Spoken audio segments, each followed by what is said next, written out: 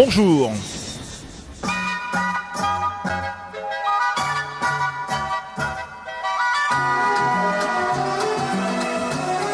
N'oubliez pas votre passeport.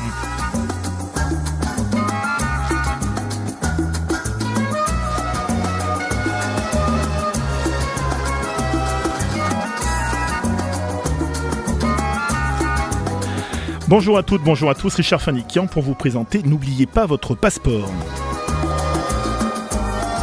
N'oubliez pas votre passeport, c'est le magazine radio du voyage. Aujourd'hui, cette émission est consacrée au plus ancien des tour opérateurs français, le voyagiste Fram.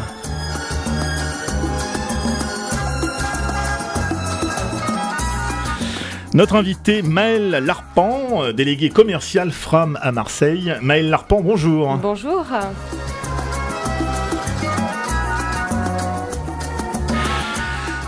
Dans cette émission, nous allons passer en revue les dates marquantes d'une entreprise qui a aujourd'hui plus de 60 ans. Fram, ce que l'on ne sait pas toujours, c'est l'abréviation de Fer, Route, Air, Mer.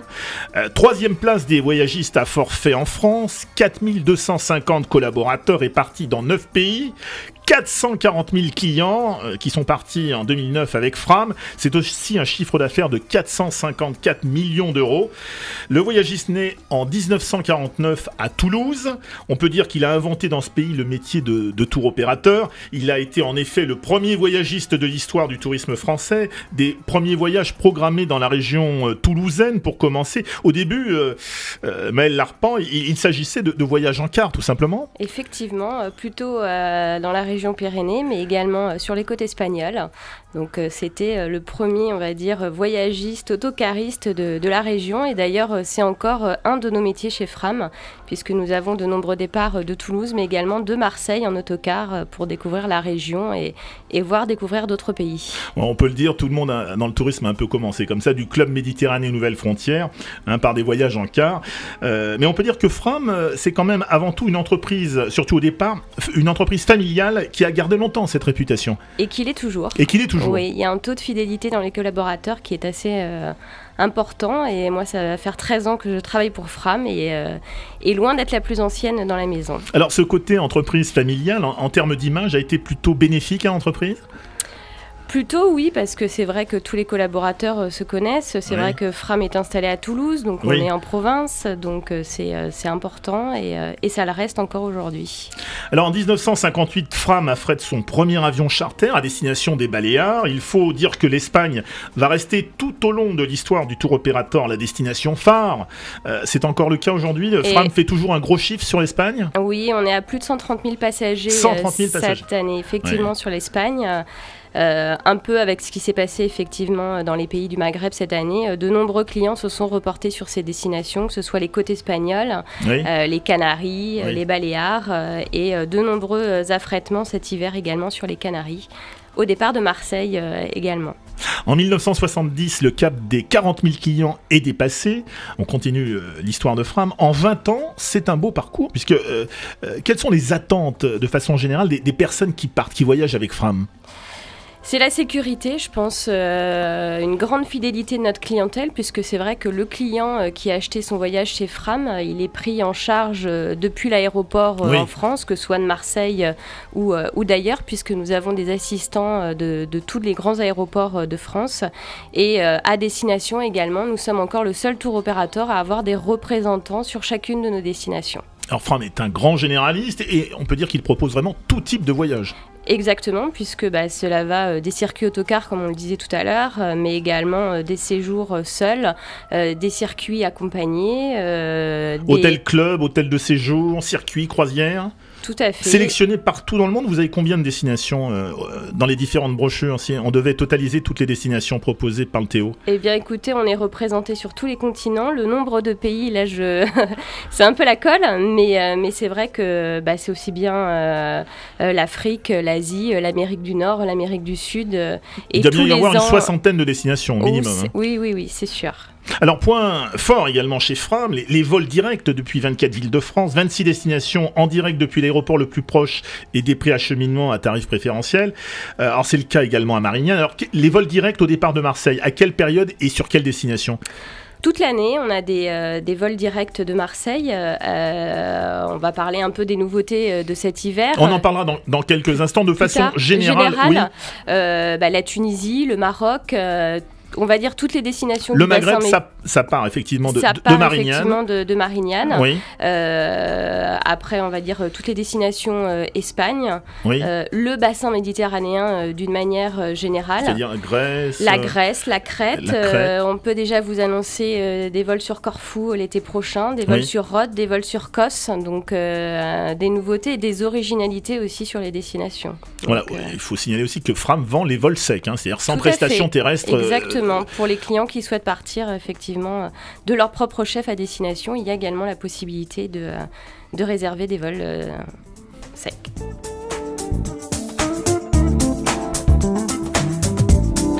En 1977, création des premières filiales routières et réceptives, et en 84, naissance du label Framissima, la formule hôtelière exclusive de Fram. Alors expliquez-nous un peu ce que sont les Framissima. Je crois que la gestion des hôtels prend une autre dimension avec les Framissima. Alors, ce sont nos hôtels-clubs à destination. Donc, on en a même également en France. Donc, nos hôtels-clubs avec nos propres équipes d'animation. Alors, la spécificité de ces produits au tout début était qu'ils nous appartenaient, qu'on les gérait intégralement.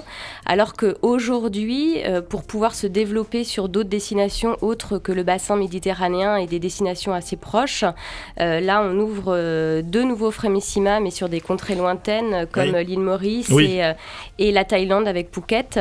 Mais là, nous n'avons qu'un contingent de chambres dans ces hôtels. Mais on respecte le label Framissima avec notre propre équipe d'animation, du personnel qui va parler français dans ces hôtels. Voilà, c'est cela. En fait, la clientèle des Framissima sera exclusivement francophone. Tout à fait. Alors, non, clientèle internationale, mais on va dire que le personnel dans les hôtels, un certain nombre de ces personnes parleront le français et une équipe de chez nous partira à destination pour s'occuper des clients. Donc forcément, qui dit club, dit animation du matin jusqu'au soir, dit mini-club, club ado, voire baby-club pour certains d'entre eux. Alors c'est avec la création des Framissima que va naître le fameux slogan « Voyage à la Framsaise ». Effectivement, il y a une trentaine d'années et ça nous colle encore un peu à la peau, on va dire. C'est pour ça on a de nouveaux slogans, mais effectivement, les vacances à la Framsaise, c'était un peu avec l'ouverture des Framissima, tout à fait. Alors, quelle pourrait être la spécificité des Framissima ? Parce que tout le monde connaît le club méditerranéen. Alors, on connaît aussi tout un ensemble de produits hôtel-club. Les Framissima sont des hôtels-clubs. Il y a une nuance par rapport au club. Oui, tout à fait. Alors, quelle pourrait être la spécificité, quelle est la particularité des Framissima par rapport aux Eldorado, au reste du marché ? C'est vraiment des hôtels quand même si on n'a pas l'intégralité des chambres sur toutes les destinations, c'est vraiment nos produits avec nos propres équipes d'animation qu'on essaye de gérer, on va dire, comme les hôtels qui nous appartenaient intégralement auparavant. Donc, avec le label Fram dans les hôtels. Alors vous en avez de nouveaux là, en 2012, il y a de nouveaux Framissima qui sont en brochure. Oui, alors pour cet hiver, 2 nouveaux Framissima sur les Canaries, puisque c'est vrai que les Canaries ont eu le vent en poupe l'hiver dernier. Tenerife, on l'avait déjà. Alors, non, Lanzarote. Donc, l'île au volcan, avec un hôtel de la chaîne hôtelière H10, l'hôtel Rubicon, qui est un très très beau complexe, un peu comme ces complexes qu'on peut connaître en République dominicaine, avec plusieurs piscines, des grandes chambres, donc tout ce qui va plaire aux familles. Également, un nouvel établissement sur Fuerteventura. On aura des vols directs de Marseille, avec un hôtel qui est l'Elba Carlota, qu'on a déjà dans la brochure depuis quelques années et qui a fait ses preuves en tant qu'hôtel club, on va dire, classique, et qui maintenant est labellisé Framissima, donc avec une équipe d'animation Fram qui va arriver dans l'hôtel. Ensuite, un nouvel établissement sur Malaga, donc en Andalousie. Un hôtel de la chaîne Trip, le Trip Guadalmar. Donc là, pour permettre aux clients de découvrir toute la région andalouse, puisque nous avons déjà un hôtel en Andalousie, mais qui est plutôt sur Puerto Banús, donc complètement au sud. Donc une belle région, mais moins facile pour aller découvrir l'intérieur de l'Andalousie. Et puis des destinations lointaines avec l'île Maurice, un hôtel à côté de Grand-Bay, le Caledine-sur-Mer, et à Phuket, le Bangtao Beach Resort. Donc là, c'est vraiment des grandes nouveautés, c'est de se lancer sur ces destinations lointaines.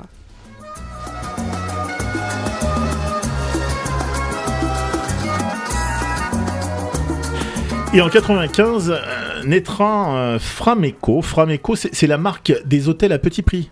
Tout à fait. Le client qui a envie de découvrir une destination et qui fait confiance en la marque Fram va pouvoir se diriger vers ces hôtels qui sont des prix d'appel sur chacune de nos destinations qui pour certains nous appartiennent, comme le Shems que nous avons sur Marrakech et qui du coup ont des prix très attractifs puisque sur cet hôtel on est à 351 € en prix d'appel sur la saison hiver. Donc pour découvrir Marrakech, c'est vrai que c'est un bel établissement en plein cœur de la ville, donc vraiment des petits prix où les clients peuvent vraiment faire confiance en la marque. Quel était le premier Framissima ?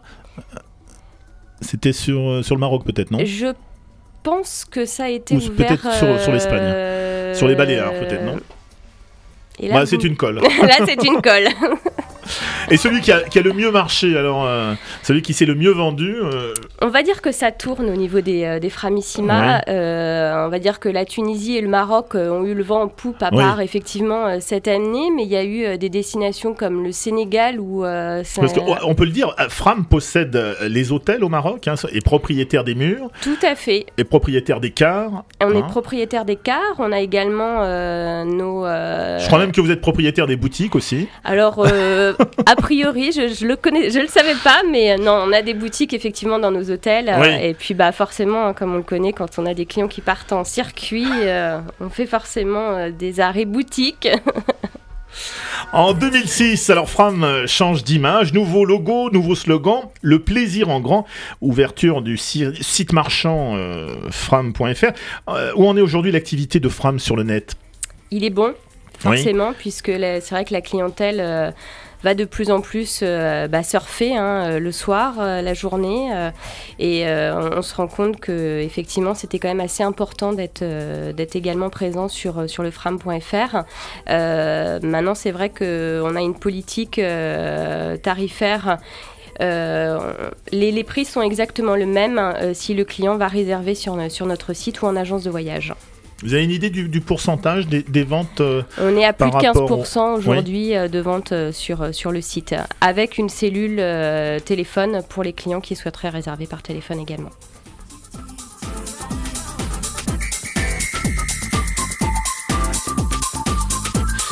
Quelles sont les évolutions que vous observez sur le marché ? Quelles sont les tendances en fait du moment ? Eh bien, la plus grande tendance, c'est de réserver de plus en plus tardivement. Et c'est vrai que c'est... Vente de dernière minute ? Vente de dernière minute. Et ça, c'est valable pour toutes les régions, qu'on habite le sud ou le nord, où il fait peut-être plus gris toute l'année. On a envie de partir un peu plus tôt ou d'organiser ses vacances un peu plus tôt. Mais le sud a cette particularité-là aussi également, qu'on parte sur du bassin méditerranéen ou qu'on organise son voyage de noces.